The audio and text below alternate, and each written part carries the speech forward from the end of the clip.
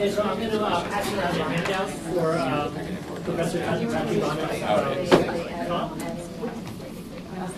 Yeah. So they just take one, yeah. So just take the one sheet front and back. And I'll turn things over to my colleague, Reiko Tachibana. Hi. Thank you, John. Okay, so I hope you can see me. My topic is traveling voices of Japan or Japanese diaspora, and my topic is not enjoyable either. It's a little gloomy side. And I just want to comment on Jesse's presentation. I'm from Sendai, the sort of where the earthquake hit. And my family lives in the sort of inside of Sendai city. So their damage was so minimum, so fortunate. But I went to tsunami areas last year and summer of 2011, a few months after, and I was so shocked to see like Jesse's video. And for about Fukushima, kind of as average Japanese, my initial thought was, oh my God, we have so many nuclear plants in tiny Japan, and they are mostly built coastlines as Fukushima plants. And another thought was, oh my God, we have so many nuclear plants after Hiroshima and Nagasaki, So the nuclear energy and nuclear bombs sort of in Japanese minds, not distinguishable. And we just too late, but realized that we've been living on myth of safety on nuclear plants for many, many years. And like Minamata, like I think the economic growth is much more important than human lives.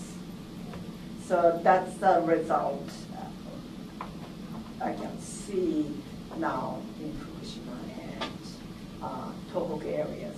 That's where Sendai or the earthquake, tsunami hit in 2011.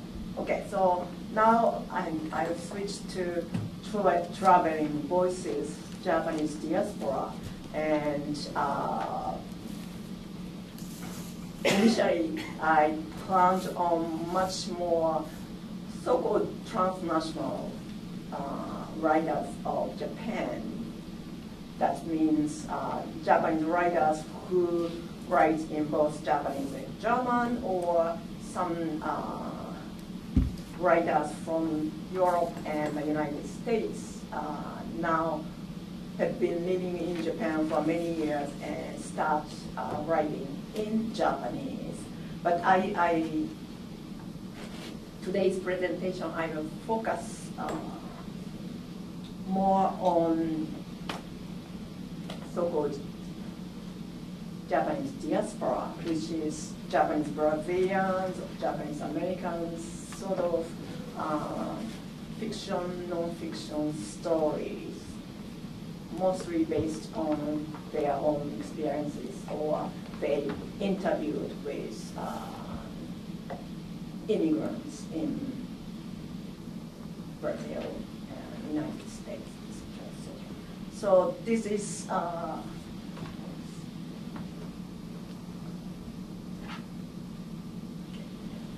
so today's objectives explore the cultural situation and writings of authors who represent various aspects of Japan and the Japanese diaspora, provide interconnectedness of history, individual to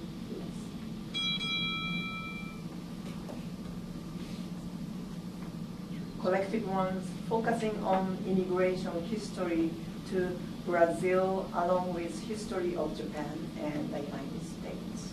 Number 3, I hope you encourage students to challenge themselves through an examination of these literary texts, re-evaluate their assumptions, pre-misconceptions, and stereotypes, and reconstruct their own relationship to others on a global scale. In this past semester, I taught race, gender, and identities, and I used some Japanese American text along with text from Brazil, text from Africa, sort of around the world. And my purpose was objective 3 here. Sort of, I want them to think the history of America, history of Japan, history of world history in different various angles. That's sort of my goal was in that class. So in order to do that, so I will explain historical overview of Japanese immigrants to Brazil along with the United States, and introducing a couple of literary texts on immigrants to Brazil, and number 3, Japanese American experience in the United States, and number 4, a little different from stories of immigrants, but writing in 2 languages. Yoko Tawada, who has been living in Germany since 1982 and writing in both Japanese and German. And she sort of created the concept of exophony that I will explain briefly and the conclusion.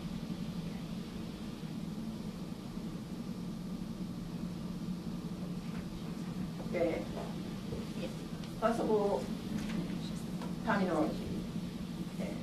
We call Nikkei immigrants of Japanese descent, especially the second or younger generation who are born in foreign lands. But that's very rigid definition. But usually Nikkei, we say Nikkei Americans, Nikkei Brazilians. That means somebody who had a Japanese heritage. And also, dekasegi, literally working and earning money away from home. De means roots.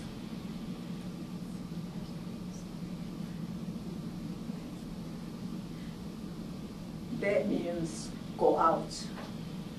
Kasegu, that means earn money. So dekasegi, and many immigrants to Brazil or to the United States, especially before 1945, they never thought they stay here or Brazil permanently. They just they are really dekasegi.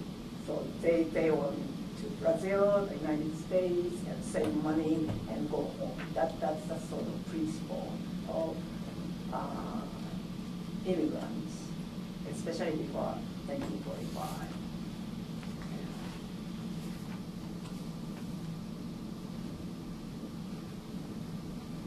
So So the Japan diaspora, as you know, 1868 is the beginning of the Meiji era, the modern Japan, and first mass immigrants.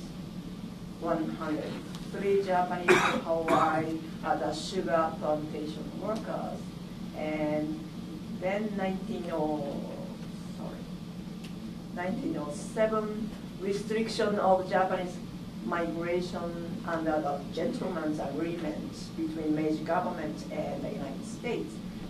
Then Japanese at that time Japan had a lot of surplus working forces, so they need to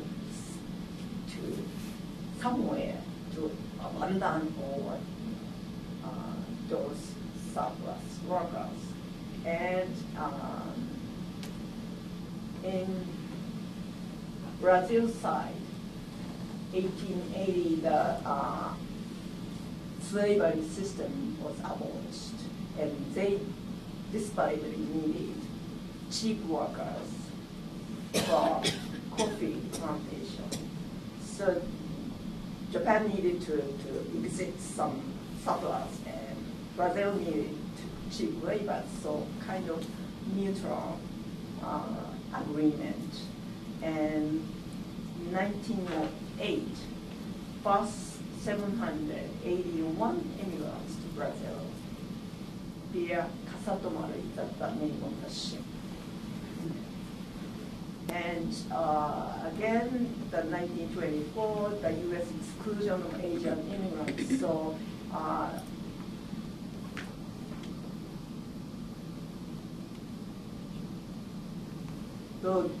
Japan had a sort of national immigration policy that Japanese government subsidized the voyage fee, so the immigrants go to Brazil free of everything. So 1925 through before World War II, it's a sort of heyday of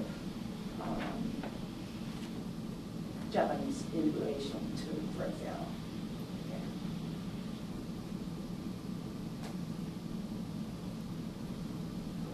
Okay, so this is Brazil, and the coffee plantation goes around here, São Paulo. So before 1945, the majority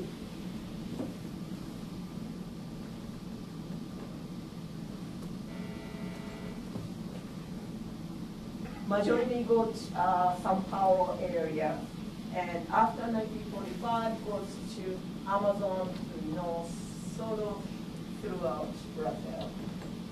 That's a democracy.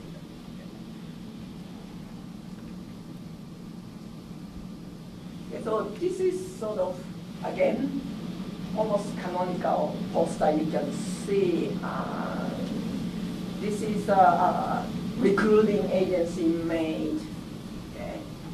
Let's go to South America with the entire family, and you can see the family here, and this is of Brazil. It's like an almost utopian place, and recruiter said, oh, in Brazil, there money growing tree. So you can save money within a couple of years and make fortune and return. That's a sort of dreams, the poor farm workers wanted to believe, well, almost believed.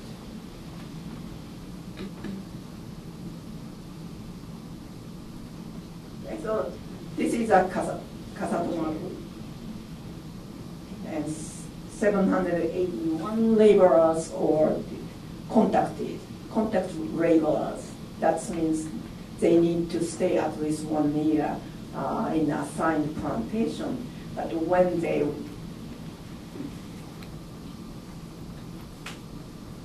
they went to the plantation.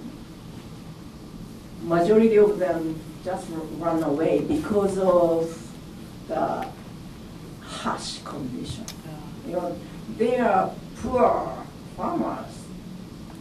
Even they couldn't tolerate. It's like a animal house in a sense. That's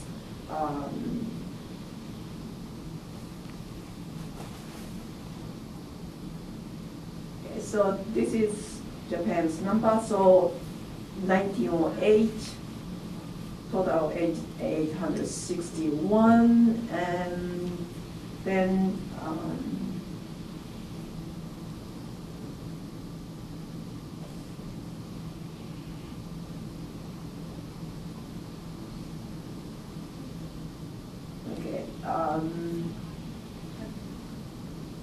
so 1910, 1929, and then 1930, 1934 is a real peak.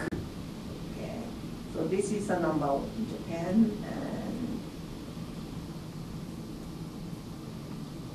so heyday of the immigration to Brazil, mid-1920s through mid-1930s. Okay.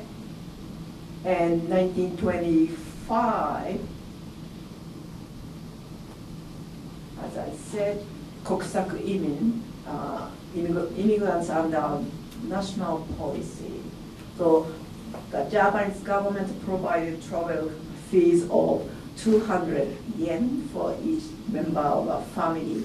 So at that time, the average policeman salary is like less than $50. So 200 yen, not dollars, 50 yen, 200 yen is a lot of money for them or for any average Japanese at that time. And criteria for subsidy: 3 or more laborers, including a married couple under 50 years old, and their children, siblings over 12 years old. Okay. That means there are many fake families. Okay? So they just get married on paper, or if children or siblings over 12 years old, so they want, if they want to take their young children under 12, they just borrow some children over 12 years old, you know, from your families or from your relatives or from your friends. That's and sort of create a family for the subsidy. Also, that time, young men around 20 years old, there is a military duty, so they want to escape from military obligations. So there are many men around 20 went to Brazil to escape. Yes. Do you think it was worse for them to be in the military or to be in these plantations? Good question. Yeah, I'm not exactly sure, yeah. But that's one of the reasons, not the reasons, but one of the reasons they left for Brazil. And this is sort of first literary text in Japan, written in Japanese, and Ishikawa Tatsuzo Sobo. This is Sobo, and this was published in 1935, and Sobo is a very distinguished title because of this so dark bluish color of certain grass, and all transitory individuals known as immigrants and farm workers. That's two sort of kanji or Chinese characters kind of emphasize the gloomy image of immigrants around that time.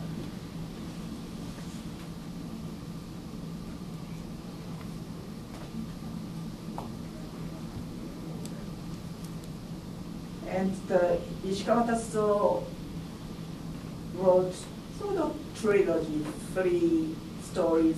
First is Sobo, and the second one is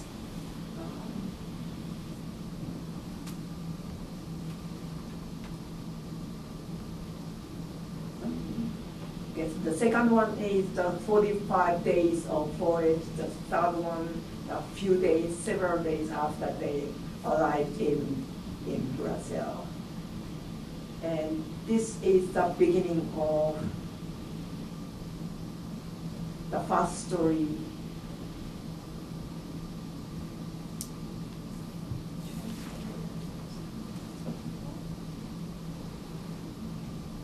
This is the beginning of the story. March 8th, 1930. It is raining at the Kobe port. It is foggy. In the spring rain, the sea looks gray.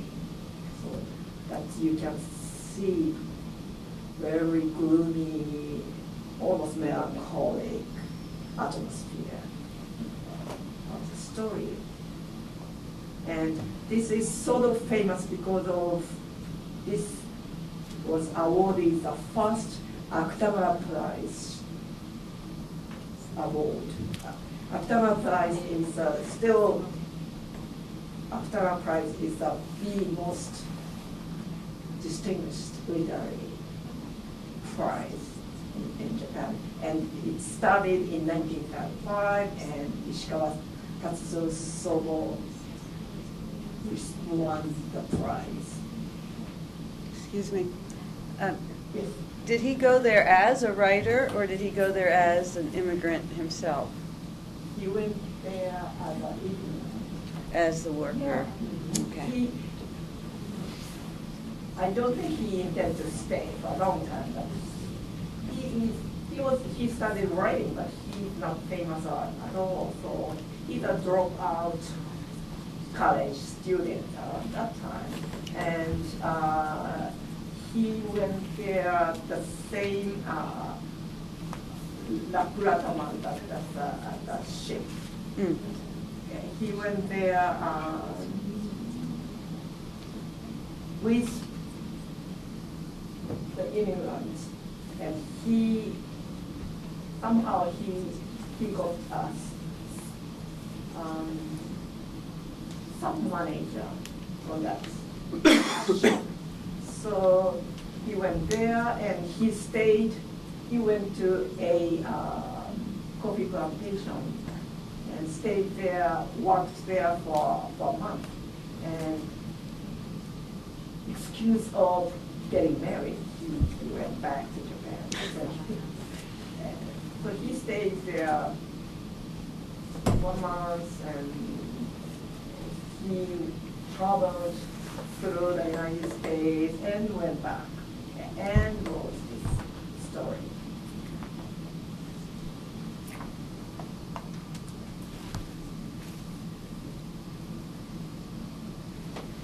This is another story. Unfortunately, these stories are not translated yet. So this Daigo Masao was born in 1935. He now lives in Brazil. And he wrote in Japanese, 森の夢、ブラジル人移民の記録, Dreams of Forest, Records of Japanese Immigrants in Brazil. And this was translated into Portuguese, but not English. And the story about Hirano Unpei, this is a real historical figure, the interpreter for the Kasatomaru. This is a Hirano Unpei. And Daigo's story is sort of biography of Hirano Unpei. And he's the first Japanese successor to cultivate wild forests for Japanese immigrants, so Kasatomaru immigrants. And this is, you can, if you go to Japan, Brazil, you can see this with this picture on it. This is just sort of wonderful.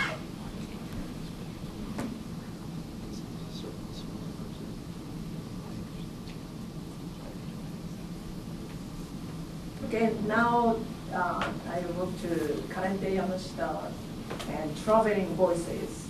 I put the titles I stole from Karente Yamashita's essays on Traveling Voices. So she was born in 1951 in California as a Nikkei Sansei, the third generation. And her father was a priest at a church in California. And she went to Brazil in 1975, intending to stay for 2 years because of fellowship she got. And she interviewed with Nikkei Brazilians in what she said broken Japanese and Portuguese. And then she met a Brazilian architect and she got married and she stayed there altogether 9 years. And she returned to California around 1984. And then she went to Japan to stay for less than a year, and she wrote this Sappho Sappos and her experiences, Brazil.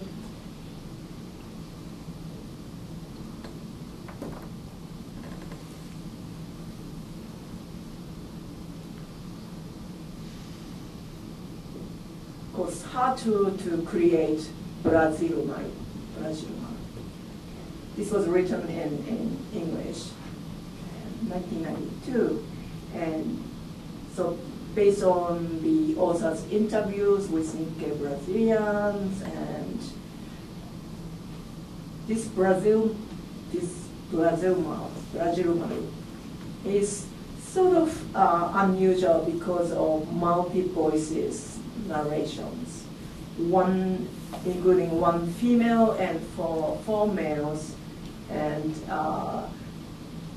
on her essay, she said she wondered how to make English look Japanese on the page because her 5 narrators are supposed to except one, supposed to speak in Japanese. So in a sense, she interviewed in Japanese and Portuguese and then translated them into English, where most of the speakers, I mean the characters, speak in Japanese. Sort of multi-layered language translation went on in her works. And setting was 1925 when the national immigration policy launched, but her novel is not poor coffee plantation workers. They are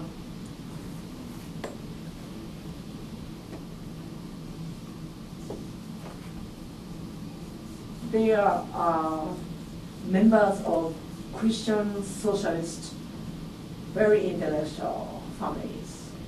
So attempted to create a new civilization in Brazil. So many stories about Nikkei Brazilians are poor workers, but here the author chose sort of Christian socialist intellectual and create a new civilization or utopian society.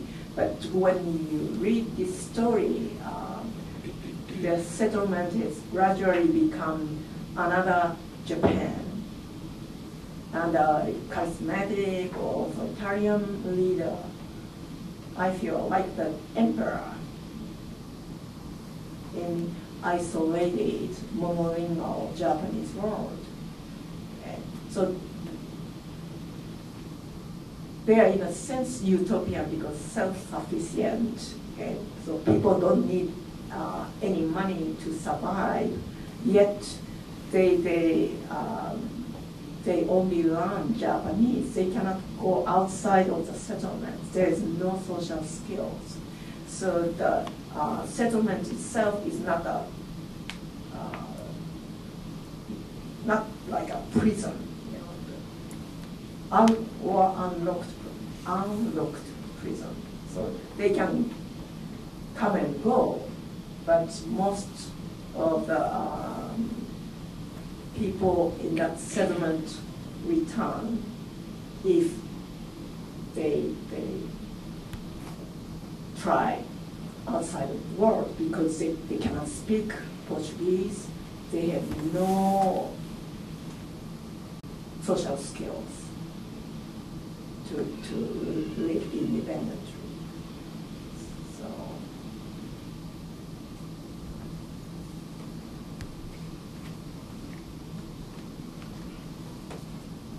okay, so I moved to Japanese American experiences.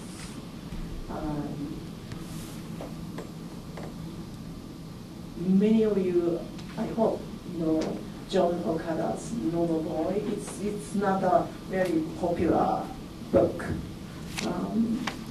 This was the first, I think, serious literary text on so-called Noble Boy. And that was published in 1957, but even Japanese American communities didn't want to read because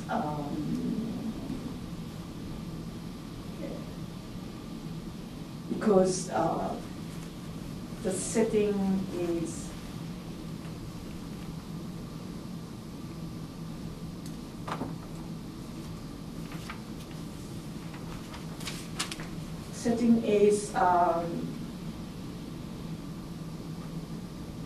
in a small Japanese American communities in Seattle.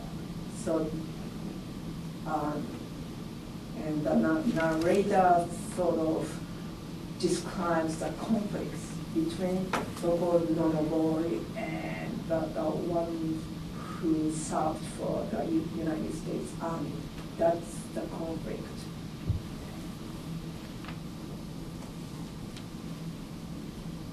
Okay, I think you got a handout.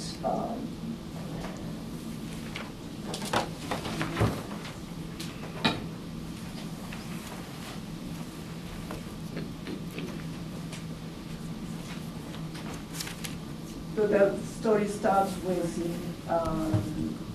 25 years old protagonist named Ichiro just returned home in Seattle. So 2 weeks after his 25th birthday, Ichiro got off a bus at 2nd and Main in Seattle. He had been gone 4 years, 2 in camp and 2 in prison. So that's sort of immediate impact on the reader that, oh, he just got back from where? And then in camp and in prison. And he immediately sort of happened to meet fellow Japanese American boy, and when he found out Ichiro is a normal boy, sort of he's cussing him, you know, oh, you are a normal boy, you are naughty, normal boy. That's kind of atmosphere for the first page and 2, and then he goes back to his home, and there are sort of Ichiro's mother is almost fanatic and mother who believes in Japan's victory in World War II, and his father is very soft and weak. His father who drinks alcohol all day because of his sort of powerlessness. So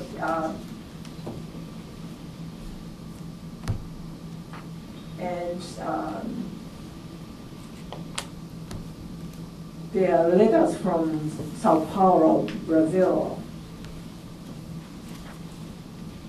That's sort of connected to the Japanese American communities and Japanese Brazilian communities.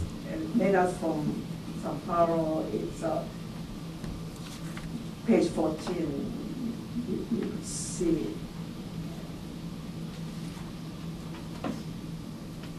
So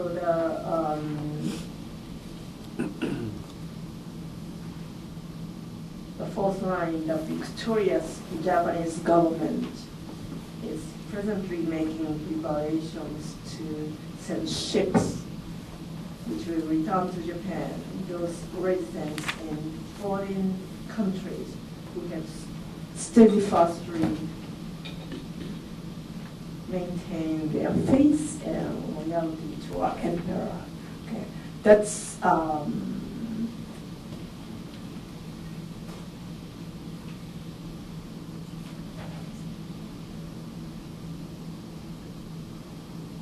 if you read in Japanese Brazilian history, you will find out kachigumi, that means winning unit or group, versus makegumi, losing group among the Brazilians. And kachigumi believes Japan's victory in World War II and prosecuted makegumi, who acknowledged Japan's defeat. This is a historical fact, and this is a Dirty Hearts. This movie was created in Brazil, and it's very recent, 2011, and director Vincent Amorim. That's I happened to see this film 2 years ago, last year. There are Brazilian film festivals every summer at MoMA in New York, and the director was there, and the movie was good. And sort of this is the first one to sort of dig out the dark history of Nikkei communities in Brazil. And in Japan, there are many fictional stories, like entertainment stories about Kachigumi and Makegumi. They come, cross over Japan, and they still fight against each other, etc., etc. That kind of story, but this is much more serious.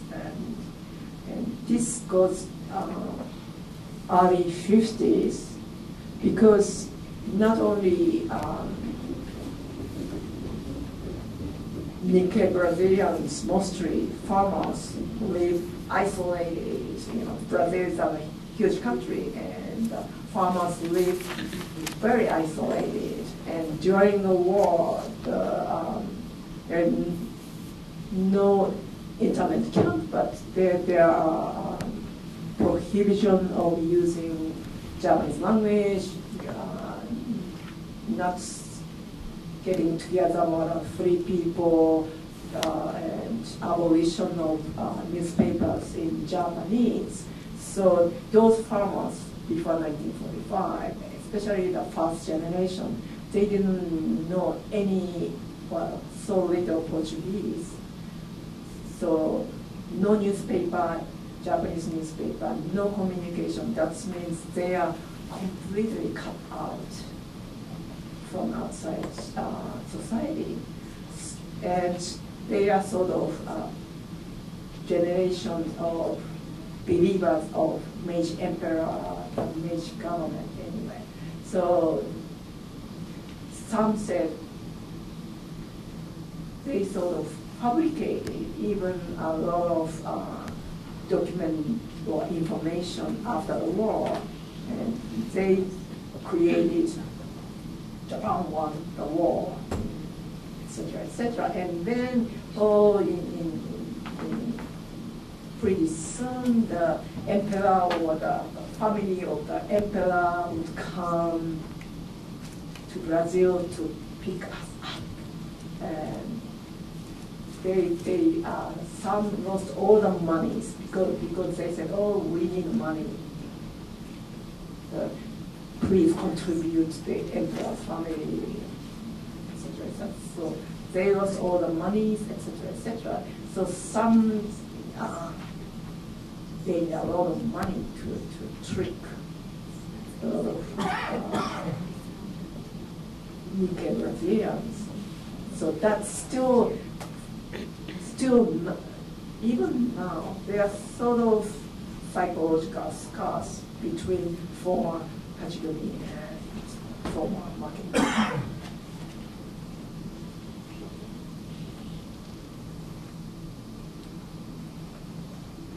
And this is currently Yamashita went to Japan with her family and communicated with Nikkei Brazilians in Japan. Because of, as John's explanation and Jesse's explanation, because of the economic situation, late 1980s, the first generation of Nikkei Japanese Brazilians secretly or quietly went back to earn a lot of money, because most of them still had Japanese citizenship, so they didn't need any special visa, etc., etc. And then 1990, because of that's couple of years before bubble economy was. So Japan needed now cheap labor, and the Japanese society is rather exclusive nature. So I think the Japanese government thought, oh, maybe Japanese Brazilians or Japanese Peruvians whose sort of Japanese heritage would have good match when they come to Japan to work. So they issued a special visa for second, third generations of Nikkei Brazilians. So they can. At that time, Brazilian economy was not so good, and Japanese economy was great. So they went to Japan and saved a lot of money, and they went back and built a house, bought a beautiful car, etc., etc. And then some returned to Japan again to make more money. And in the meantime, Japan's economy is rather getting shaky, and now 2000.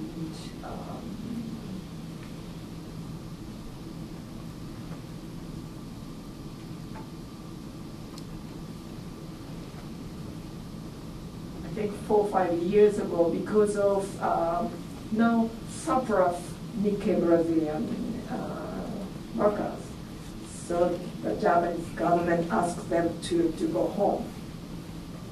That's even New York Times articles.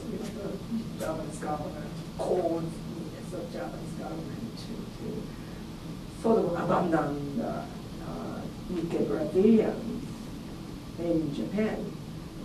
So some of the Nikkei Brazilians at that time, when currently Yamashita went around 2000,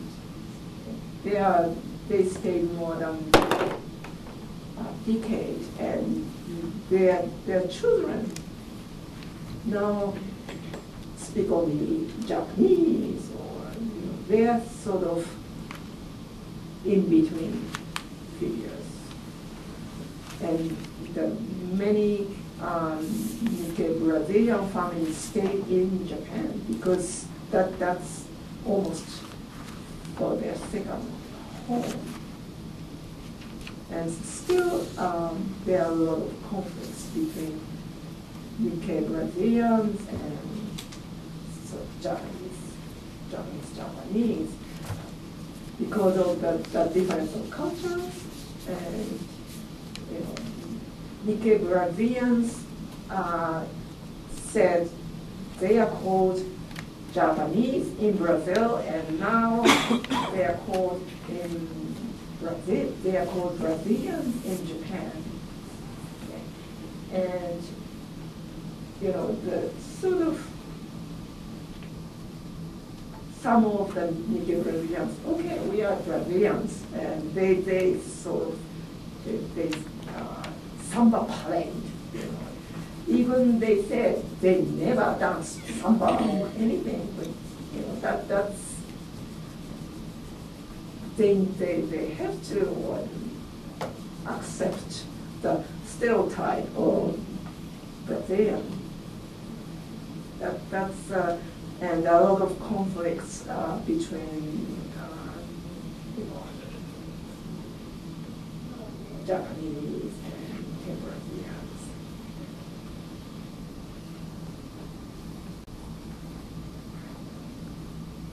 Okay, so next,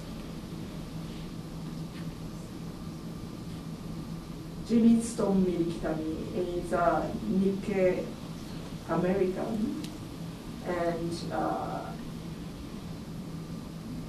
he is the protagonist of the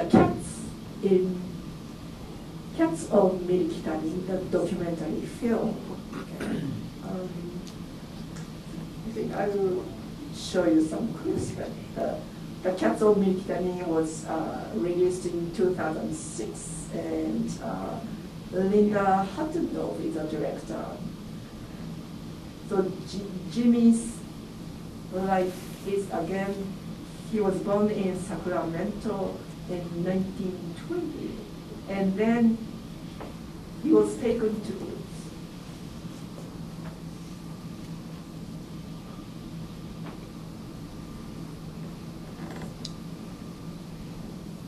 he was taken to Hiroshima by his parents, and he was raised there. He stayed there 1923 through 1938.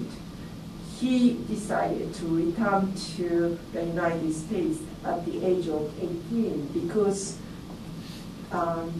in Japan, it's a sort of the smell of the war, 1938.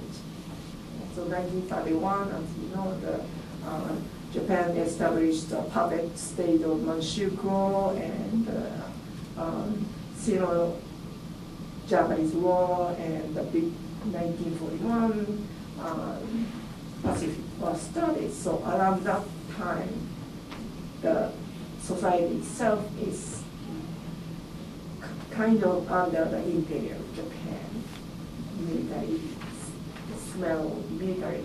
So he doesn't like it. And he called himself artist, master art.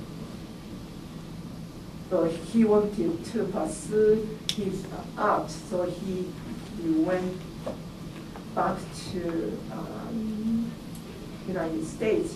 He came to Seattle, and then he stayed there, and then 1942, again, internment camp.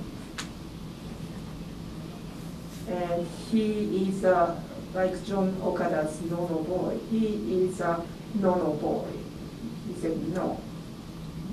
And he sent to the segregation center 1942 and 1946.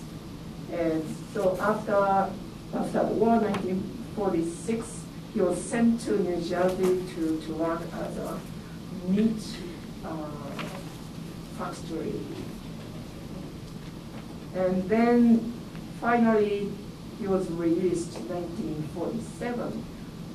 And at that time his US citizenship was abducted, so he had nowhere to go, and I think he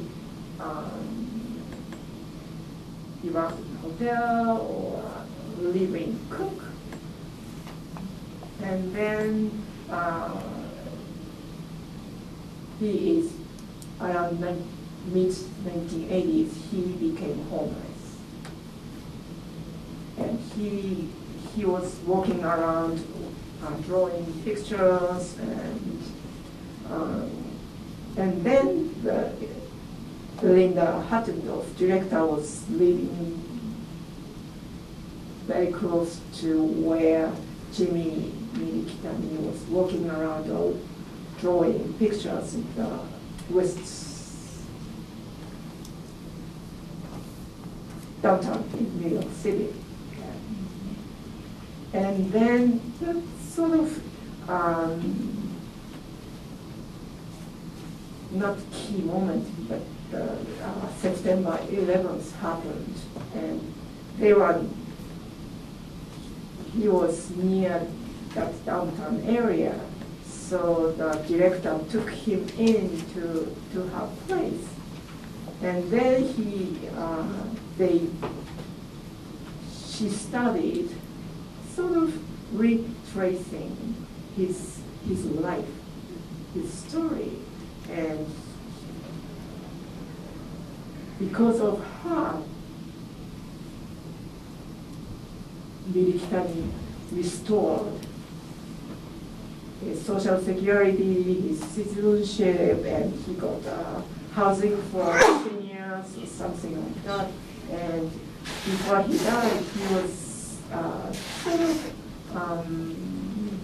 happy person again. And he had a arts class in the housing facility, and then this documentary film was so popular that that's a sort of happy ending story. But this is again sort of a lot of history, Japanese, American, and world history sort of connected together.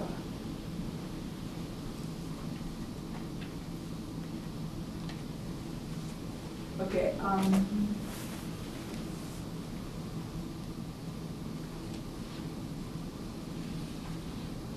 Okay, one thing. Sort of non-boys' citizenships were restored in 1959, but Jimmy had no place, no permanent address, etc. He moved from one place to another, so the notice letter never reached him, so he didn't know his citizenship was restored in 1959 anyway. And as you know, in 1988, the United States government apologized to Japanese Americans for their mistakes. And so the remaining Nikkei Americans got some compensation.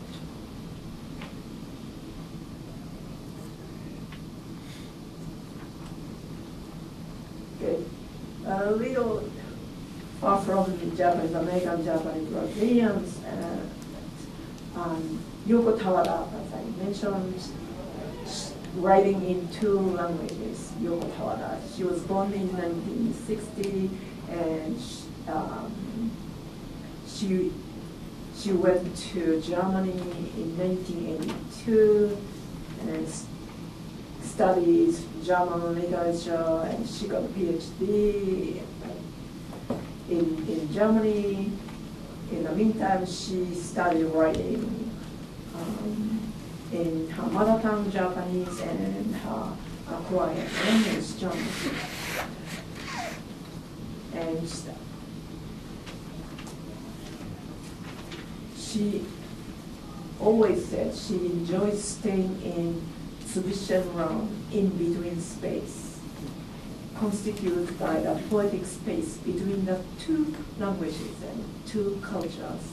And her purpose of writing in two languages, not her becoming fluent in German, but she wants to create rather sort of,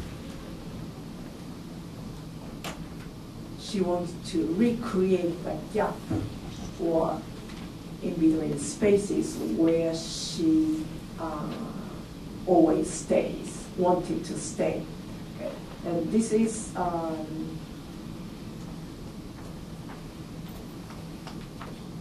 Tawada's first book published in Germany. So she wrote to Japanese side, and the professor at University of Hamburg translated her poems, short stories into German. So the book itself is Japanese writing vertical versus German translation, horizontals. So this is the cover, but the content, everything is Japanese and German. Okay. So that's, she wants to show the gap between Japanese and German. And so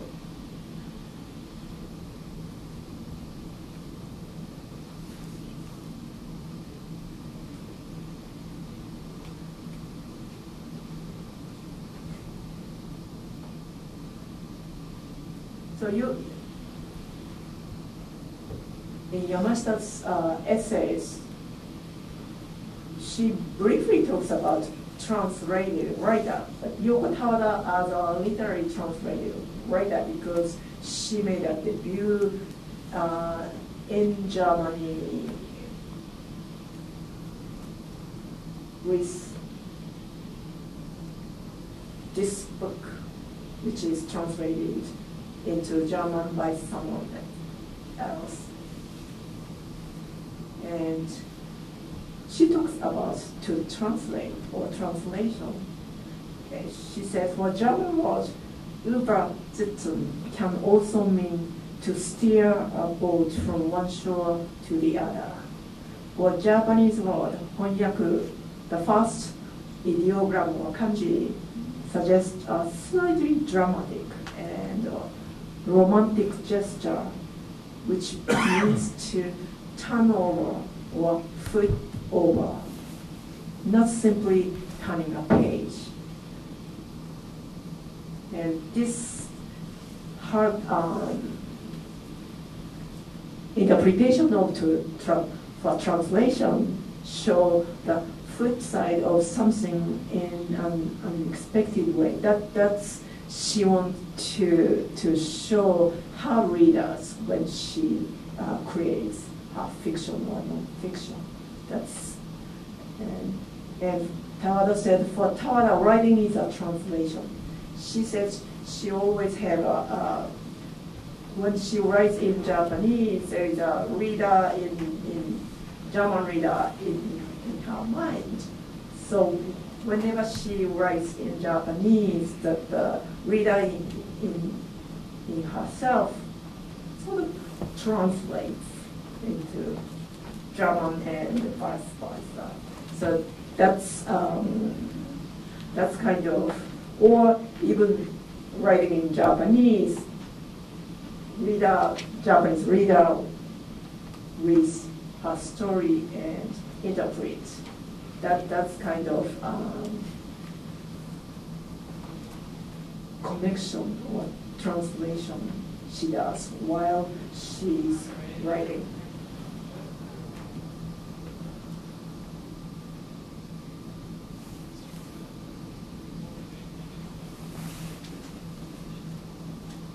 And she published the book in Japanese, Exophony, Bogo no Soto e Deru Tabi. Exophony, Journeying Away from the Mother Language, published in 2003. And according to her, using language other than their own, exophonic writers experiment with ways for language to represent cultural gaps and embrace exophony with its tones rather than seeking to achieve euphony, a smooth and assimilated flow in harmonious tones. That's, if you read the Yoko Tawada's writings, you may feel that kind of exophony tones, not smooth. So that means you need to read between lines. And why does she, the author, write this way or that way? That's kind of that's the author's intention, I believe.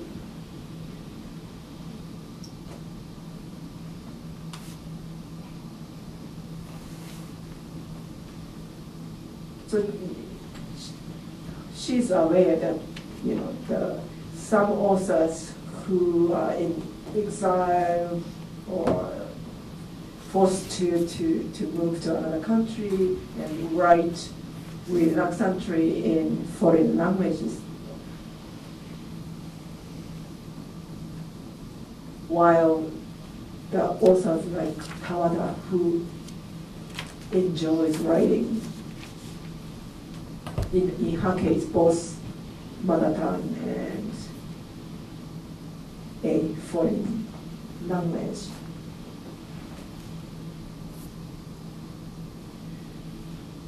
Sort of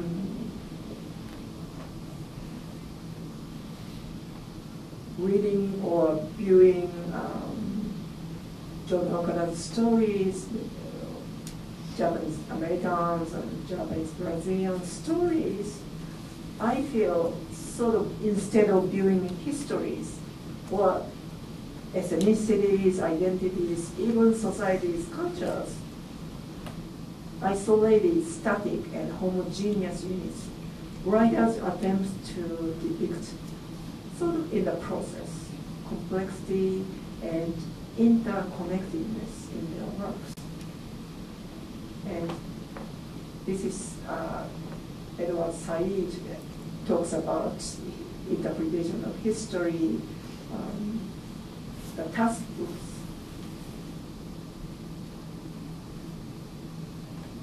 Our task is to understand our history in terms of other people's history. The goal is to become someone else. That's Said said. And if I sort of expand Yoko Tawada's exophony, journeying away from our mother tongue, that means sort of distance between our culture, our language, our society, to understand better of cultures and languages different from your own. That's when I read those writings, that's sort of the meanings or intentions of the narration they create. So now, what is Traveling Voices? The writer's works so far I talked, especially around World War II, are often based on their own first-hand or second-hand experiences. So rejecting the objective, monolithic, unified version of history, their narratives attempt to display from various angles subjective, diversified, chaotic, multi-layered history. So I feel their traveling voices has not linear sort of progress, simple lines, but sort of circular.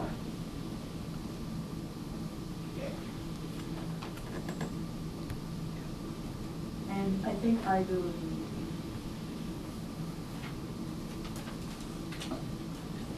now show you.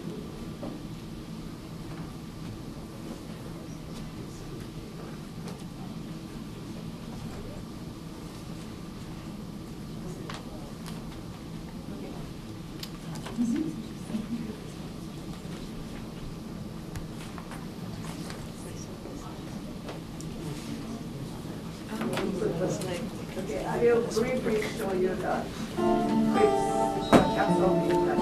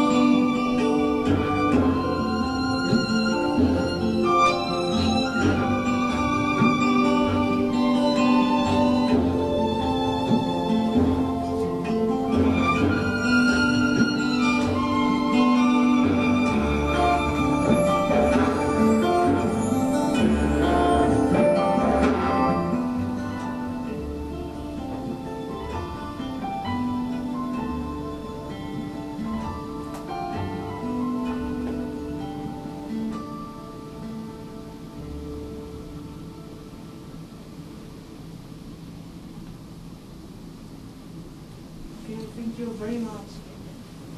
Any questions? I hope you will sort of introduce fictions or non-fictions about internet camp, and also Hiroshima and Nagasaki.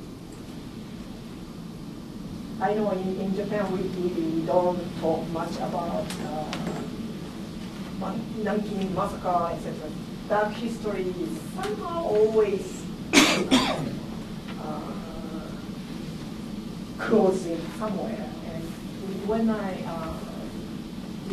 when I use the stories about Hiroshima, fiction of Hiroshima and Nagasaki, and internment camp, some said, "Oh my God, we didn't learn anything about this in high school, junior high school." Sort of, I thought a little surprised, but I know, but you know, we need to open the dark history of any country. You know, that's really wow, that's some history. So I hope. Any questions? Questions, comments, or ideas about how we might fold some of this into the classroom? Ideas of mobile populations and mixed identities and transnational citizenry.